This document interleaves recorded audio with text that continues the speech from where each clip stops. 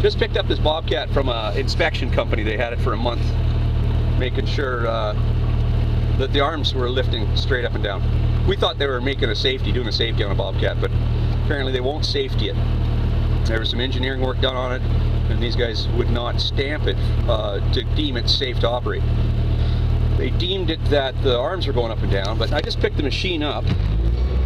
I'm hearing weird vibrations. I know one of that noises, and you guys know that noise too, it's the support arm on the side that gets loosened up. But what I'm hearing is a different vibration in a machine, and I'm wondering if it's not, you know, part of the work they did to try to fix it. So here's one problem right here, boys.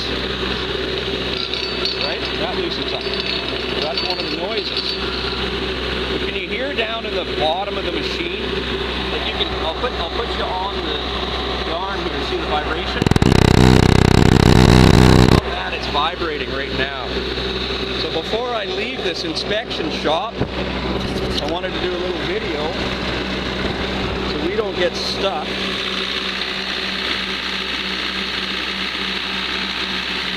We don't get stuck with a vibrating machine. Bad enough we got stuck with a machine with wedges.